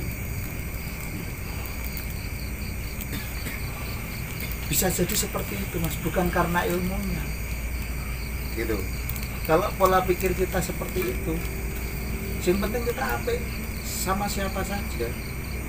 Siapa tahu keapian itu sing jadi lantaran kita katut ke surga. Di bahasa sederhananya itu kan yang menerima Al-Quran dan Al-Hadis kalau dibahasakan itu kan sakolen ya. Sakolen itu ya Al-Quran dan Hadis itu kan jadi satu sebenarnya pada keturunan Rasulullah. Nah, keturunan Rasulullah itu kan ada dua, masyhur sama mastur. Sajane itu saja ketika jenengan ketemu antara yang masyhur atau yang mastur, kok sampean baik dengan mereka, ya insya Allah lantaran masuk surganya dari mereka. Hanya yang master ini loh, kita kan tidak tahu. Master itu Jojo asis sih. Bib. Master itu kan yang Ning master. dirahasiakan oleh Allah ya. Nabi asis. Mulai malam Kalau ini. yang master kan tidak usah dibahas, kita sudah sering dengar. Tapi yang master ini Nabi Beko. Beb. Sayet tuh. Sunan Mancasan. Oke, baik. Ngono Mas, pripun Mas? Ada tambahan? Ya, barangkali gini, tadi kan sempat disinggung soal apa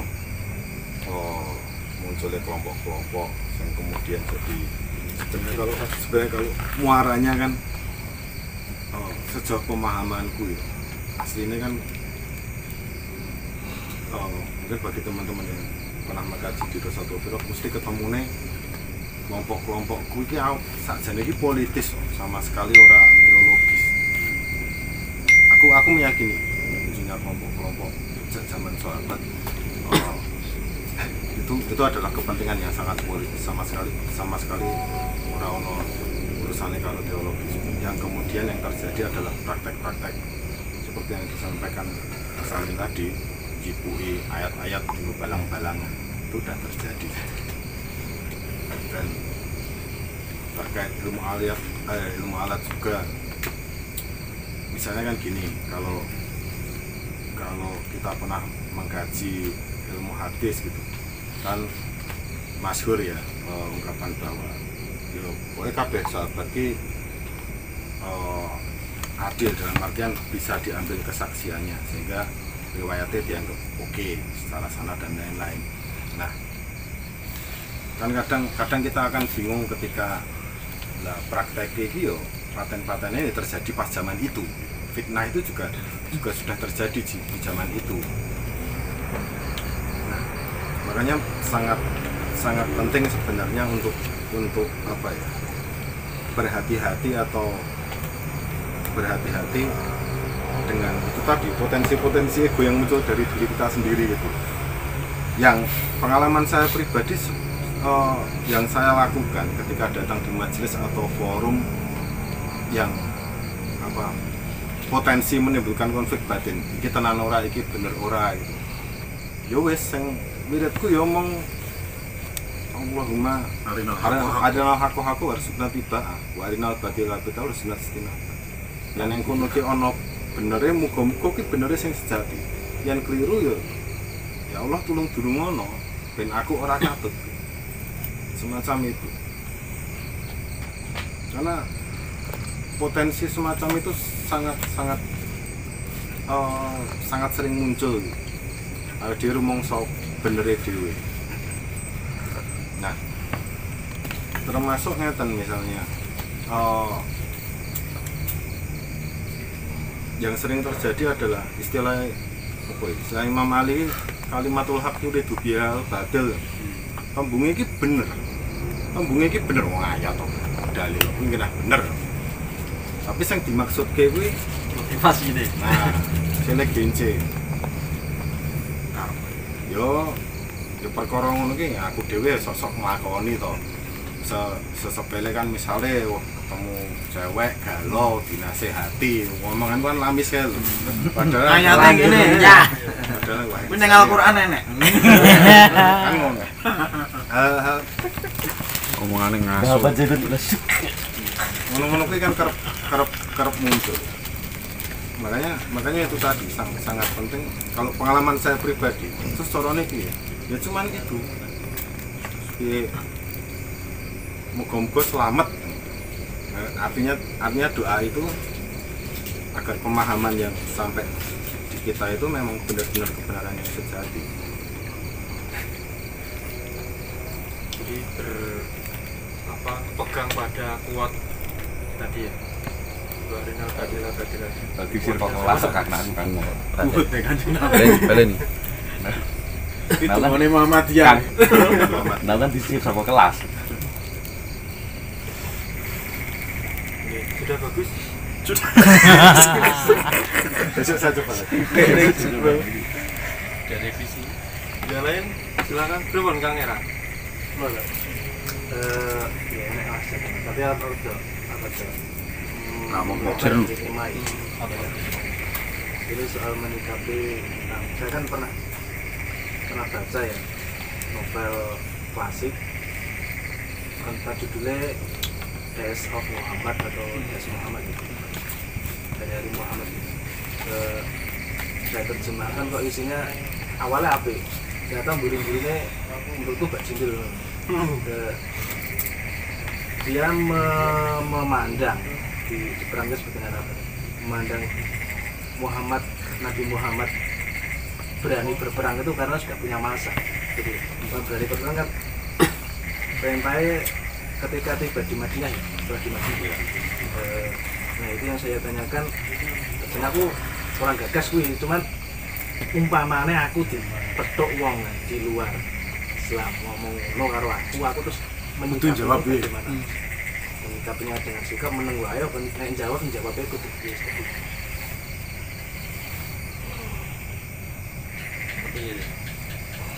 Kudu jawab kok ya. Umpamane aku kudu jawab. Oh, tak umpama. Selamat udah. Ya apa yang kudu selamat udah. Grawut. Jadi kan sederhana banget ini. Ya kowe berpandangan ngono ya sah-sah wae. Kamu berpandangan seperti itu ya sah-sah saja. Tapi cara pandang saya terhadap fenomena itu seperti ini. Kan selesai. cara pandang saya terhadap fenomena itu adalah Kanjeng Nabi itu umi, dia memang diposisikan tidak punya narasi, tapi dipandu dengan narasi. Kalaupun toh itu masanya besar, tidak ada perintah perang, ya tidak akan berperang. Kalaupun toh itu masanya kecil, diperintahkan perang, ya perang. Karena memang logika itu ketika dicoba diaplikasikan di lapangan pun juga tidak bertemu. Bagaimana mungkin segelintir orang mengangkat genderang perang dengan sejumlah sedemikian besar orang?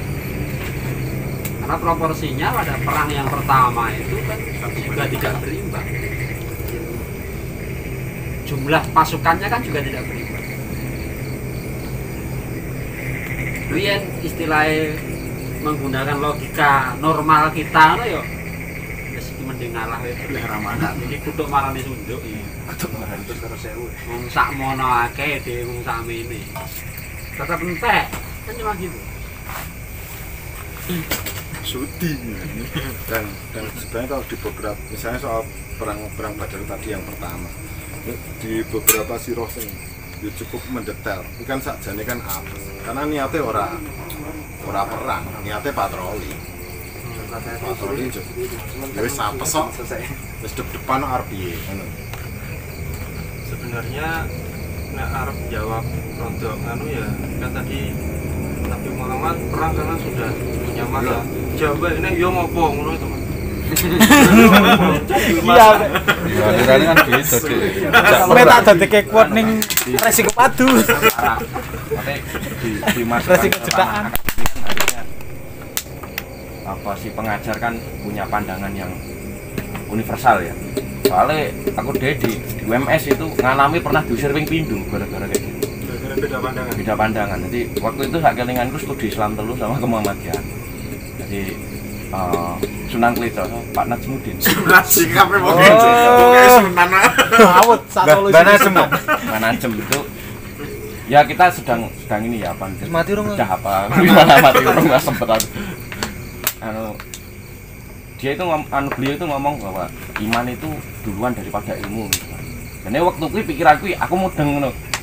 Enek pandangan iman sik lagi ilmu, terus ilmu sik lagi enek sing iman dulu kan gitu. Pandangan itu kan lazim ya Mas. Lah aku gak terima tak, aku pengen antitesis ngono to. Enggak gitu, tak debat.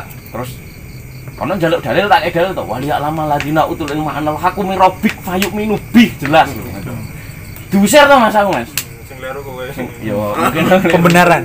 Kowe ayatmu mbok pembenaran. Soalnya kono yo iya kan ngono to. Lah iya. Lah sing kedua iki rada menurutku ya rada ini siapa ketok banget egosentris ya. Jadi egosentris pengajar. Karena mungkin dibesarkan di Muhammadiyah ya. Waktu itu ngomong soal ruqyah sama ini loh, hisab itu loh. Nah, Muhammadiyah kan menggunakan hisab. Baru apa itu namanya yang jelas ngapik-ngapik lah ngomong. Ini hisab itu kayak gini. Nah, aku ngomong tuh. Ya enggak gitu, Pak. Coba, Pak. Nah, misalnya semisal di Arab Saudi itu kan pakainya rupiah kalau penentuan Idul Fitri sama Idul Adha, karena kan pas Idul Adha kan haji kan.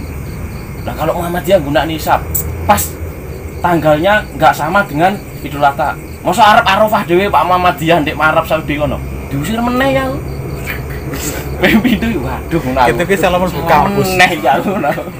Menurutku ini apa karena egosentris itu tadi sehingga tidak bisa menjembatani itu loh. Kalau orang obrolan cangkruan jadi gak masalah, tapi kalau masuknya ke ranah apa pendidikan universitas kan jadi ini menurutku wagu gitu. Jadi memang ada gini ya, yang berinteraksi dengan pandangan nakal itu pada titik tertentu kita akan bisa dipaksa untuk mengambil keputusan yang seolah-olah tidak adil. Saya gini dulu ngobrol dengan forum ini. Saya kenal kapasitas orang yang hadir. Sing istilah ini wong sing gampang bingung. Kemudian ada satu orang sing selalu mengajak bicara hal-hal yang nakal. Nah, pada titik tertentu saya hentikan. Isu rasa penting dibahas. Atau apapun lah kalimatnya. Karena apa? Perlu pengamanan bagi yang lain. Karena juga akan berbahaya. Nah, ruang-ruang seperti ini adalah ruang-ruang ijtihadi ya, yang istilahnya pada kondisi tertentu perlu juga untuk diambil. Untuk mengamankan yang lebih besar, lah. Kecuali kalau memang ruangnya, orang-orangnya itu levelitasnya siap untuk berpikir nakal kabeh, oke. Tapi ketika enggak, itu memang punya kerentanan yang juga luar biasa. Yang akhirnya iso menjadi sebab bagi morcone uang, menjadi sebab bagi lahirnya apatisme, kemudian kebencian atau apapun lah. Itu sangat mungkin karena nyimak omongane wong sing nakal itu kan iso dadi ini ya yang terus kemudian nyandak iso pentir, iso ateis barang, iso aur-auran, iso sayang barang. Iya. Nah, kalau sebagai seorang pengajar atau ngesuwong akeh pada tingkat-tingkat tertentu akan bisa melahirkan keputusan-keputusan yang dipersepsi tidak adil. Dan itu bagi ketika memang sang pelakunya tidak sedang mempraktekkan itu, ketika dia melakukan itu kan, ya biasa wae. Mesti arep dihujat karo bocah kuwi mau kan ya juga ya biasa saja. Dan dia juga tidak akan berusaha menjelaskan apapun. Ya wis tak tampa hujatanmu karena memang pada konteks itu saya berlaku tidak adil kepada kamu. Kemudian gue protes sah. Tapi yang memang motivasinya adalah ndak play marai pandangan kita elek, terus tak kick out, ya wis geses alawas ya. Hanya itu ketok, ini gampang kok. Gampangnya gini. Pasca majelis hubungannya jadi piye? Pada saat itu ngusir kowe itu. Pasca majelis baik-baik saja. Atau dadi iki seteru abadi. Itu kan ketok. Polisimu apa? Ning ora oleh mlebu kelas meneh aku. Ya itu. Oh, berarti kowe dianggap sak wis Ini termasuk udut bareng. Firqah anyar. Apa ora? Ning ora oleh mlebu kelas meneh. Oh, ya ku profesor berarti bisa ndure dhekne. Ngono iki ae. Asline kuwi ora entuk mlebu meneh mergo memang kuwi ora wayah mulang kowe. Ngono. Makanya ku rusak. Rusak mahasiswaliane. Riskan. Imam Abadi UMS ora mudeng. Nah, Sudah Kadang pecah. perlu kecerdasan mas seperti itu di perdebatan atau beda pandangan itu kan sudah terjadi sejak masa sahabat ya. Ketika di posisinya Sun itu kita sudah tidak bahas, tapi ketika pasca kami Nabi Sedo itu kan orang-orang Yahudi mengusik orang Islam itu luar biasa, terutama dengan logika. Dan ketika untuk menggoyahkan keyakinan orang Islam, mereka seringkali memunculkan pertanyaan-pertanyaan sing aneh-aneh. Dia pernah nanya itu ke Abu Bakar itu, dia tanyakan itu, supaya mau melamahkan orang Islam tujuannya jelas gitu. Dia tanya, tujuan apa yang tidak punya ayah, tidak punya ibu? Zaman nono Kanjeng Nabi kan Abu Bakar takut Kanjeng Nabi. Kanjeng Nabi wis itu harapan Abu Bakar kan, Kanjeng Nabi takut Gusti Allah ya kan. Karena Nabi sudah akhirnya wah, kelingan yang apa? Kanjeng Nabi pernah menyampaikan aku gudangnya ilmu, pintunya Ali kan gitu. Akhirnya tanya ke Sayyidina Ali, ya aku di karo di bawah ini kira-kira piye? Tuhan yang ndak punya ayah, ndak punya ibu. Terus ngomong wae kono kepedo Yahudi, jawab kuwi ulone Nabi Musa.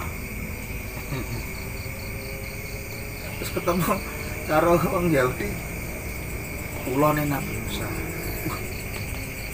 Pintar men Abu Bakar kan gitu, bisa jawab tentang itu karena ulangnya Nabi Musa dari tongkat kan gitu. Tapi gak ada anak betul loh.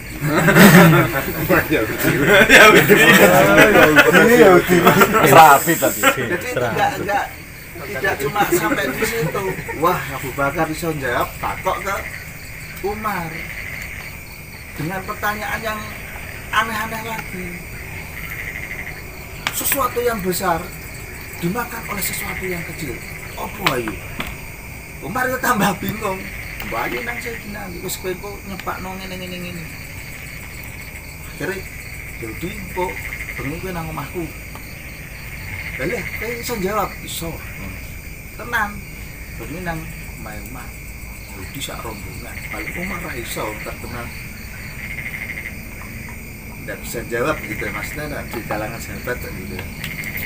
Akhirnya ketika sampai rumah, lu Umar, rumahmu kok petang gitu ya, dia mulai kamu petang di gitu kan. Aku di sini. Setelah itu di kegelapan rumahnya Umar itu Umar menyalakan lilin. Dinyalakan lilin itu. Nah, ketok tau aku ra mumpet. Lah kok setok jawabane lho. Wes. Lah kowe pas mlebu mau sesuatu yang besar di ruangan ini dimakan oleh lilin. Jadi lho kok pintar. Golek ukara meneh. Wah, Usman paling ra iso. Golek iki Usman. Takoke meneh. Jumlah bintang di langit piro? Gitu ya. Usman yo ngono. Takok Ali piye? Wis kowe sing penting lunga kono. Karena Pak jaranmu. Kau nak kepedok Yahudi omongin ngene ya. Nah, Umar numpak unta, numpak jaran, ya Yahudi Umar kae ra iso jawab yo. Kok mlayu? Ora, aku mangke numpak jaran iki pengen jalan-jalan. Lah apa jawabane? Jumlah bintang di langit jumlahe piro? Jumlahe iki padha wulune jaran iki. Rambutnya jaran hitungan dewe yang bisa ya balik itu sampai akhirnya ini paling yang kira Ali. Ini saya cuma cerita sampai ke Ali. Di pemahaman orang Islam itu tidak, manusia tidak boleh luput sesama manusia kan gitu. Wis Islam orang itu luput ke sesama manusia. Engko ya udah ngomong, engko kowe do nang omahku yo, 4 sahabat itu. Yo. Akhirnya keempat sahabat itu datang ke tempatnya. Karo Yahudi iki omahe wis digawe lawange iki mung separo, Mas. Jadi yang mlebu bingung kan mesti ndungkrong. Lawang Yahudi wis nyepake kursi nang ngarep lawang. Nah, misalnya sampean di situ lawannya dia sudah cepat. Kowe masuk kan mesti rukuk karo yang dene iki kan. Empat sahabat mau datang, Umar mah mlebu. Sik, Mas. Ora ngono carane. Akhirnya Ali yang masuk dulu. Dia masuk tidak menghadap ke depan, tapi mundur. Bokongnya sik sing mlebu. Gitu. akhirnya kan dia nggak rukuk sama Yahudi. Orang Setelah itu Yahudi angkat tangan. Nah, orang Islam cerdas tidak bisa dijebak oleh pertanyaan Yahudi yang nakal-nakal itu. Bahkan di riwayat lain juga nakalnya sampai gini, Mas, apa beda menanam pohon sama manusia? Itu kan ke Sayyidina Ali. Jawabannya berapa? Hah? Jawabannya Kalau menanam pohon itu bongkotnya dulu, Mas. Kalau menanam manusia itu ujungnya. ini mau alis yang jawab kan? Iya. Cerdas sekali. Justru masih apa ya? Gus dia apa angel is. Jadi ngana apa yang kita maksudkan itu suasana keilmuan itu sudah ada sejak masa sahabat sebenarnya. Olah-olah ngono. Ya tidak perlu dijawab dengan emosi sebenarnya seperti itu. Jawab dengan kecerdasan, insya Allah ya nggak akan jadi masalah. Ngono aja lah ya. Nah, ngene dhewe mbiyen ki wis biasa debat mah. Kebetulan kita satu alma mater itu dulu sudah terbiasa Ayel-ayelan. ayal-ayalan, Mas, ada dari NU, Muhammadiyah, terus nanti disampaikan MTR. MTA, ya kita sudah terbiasa gitu. Sehingga ketika kita keluar pun ya wis biasa lah. Berbeda pandangan itu satu hal yang lumrah. Gede-gedean lucu barang. Oh iya jelas itu. Masuk gurune. Kuwi gurune wirang-wirang. Sak pelajaran bukune siji, sing mulang double. Oke, gimana Mas Jana? Ada pertanyaan Udah, atau cukup banget. Bagus. Wis kulak Ya, kulak saya kasih nilai A. Cukup pertemuan ini aja. Besok. ada lagi teman-teman? Kamera nyambung mana? Coba jadi Mbak Atar duluan, Mbak. Mbak, kok semende ngono. Kembali ke Al-Quran, Mbak. Iki bar ngaji kembali ke Al-Qur'an. Minggu ngarep Teh Wina animisme dina. Kabina ikon kembali lagi. Sebenarnya kita juga dibatasi oleh live streaming itu ya, YouTube ya. Kalau enggak kan kita juga akan lebih bebas ngomongnya. Sesi dulu. Sesi dulu. Mungkin editor saya Anak nyetir. editor, anak saringane, tukang nyari. Motor MTA mungkin dikit. Masuk Gusti Allah terus. Ora ki iki apa ya? Ya apa itu? Ya apa? Diviralke dipotong ya toh. Mantan ketua. Iya.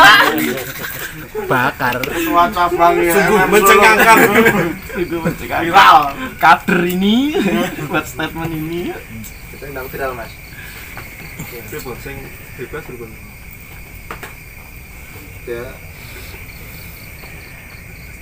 Ya, kita mempertanyakan tadi kenapa kita kesini kan gitu. Terus kenapa ada majelis ini? Mesti kan ada tujuannya gitu. Sebenarnya Mas Aziz. Sebenarnya saya yakin kita datang ke sini yang menggerakkan kan Allah itu. Dan di balik itu semua pasti ada hikmah. Ada iklan. Ya ada hikmahnya. Seringkali kan kita yang jauh ya, kalau dalam bahasa yang sederhana tadi diartikan kembali.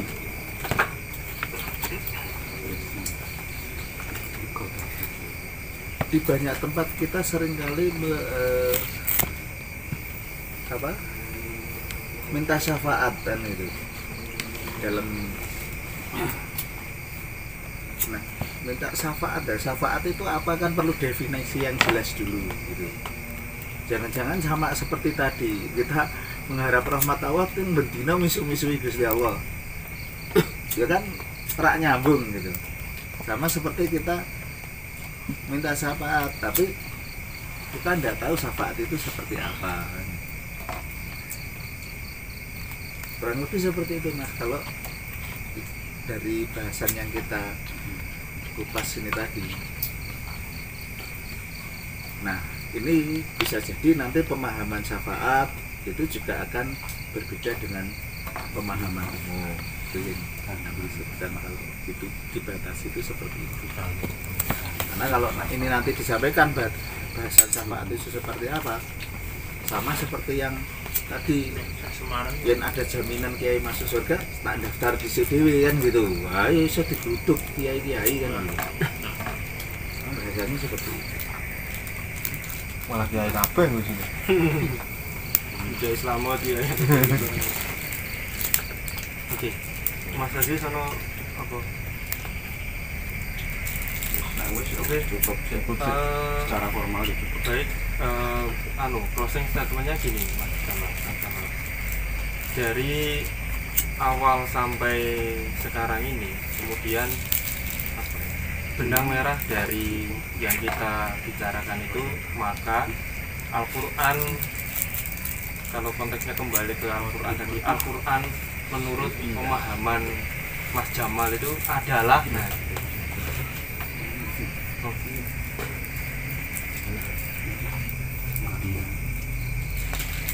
apa ya? Ya iya. Oh, apa pasti kon iki sing kuwi. Al-Quran adalah Kalau apa istilahnya saat ini yang saya pahami tentang Al-Quran itu seperti yang saya sampaikan di awal tadi. Jadi saya masih berada di ruang apa yang saya pahami dari Al-Quran ayat 1 ya, bahwa itu merupakan satu kala dari Allah kepada Rasulullah untuk menyampaikan peringatan-peringatan kepada manusia. Peringatan perihal apa? Peringatan perihal keesaan Allah. tetap kesadarannya nyambung ke pencipta. Ya. Oke, gitu pemirsa, kita akhiri forum malam hari ini. Ketemu lagi di forum selanjutnya. Jangan kemana-mana. Simak terus. Kita rehat sejenak. Kita rehat sejenak.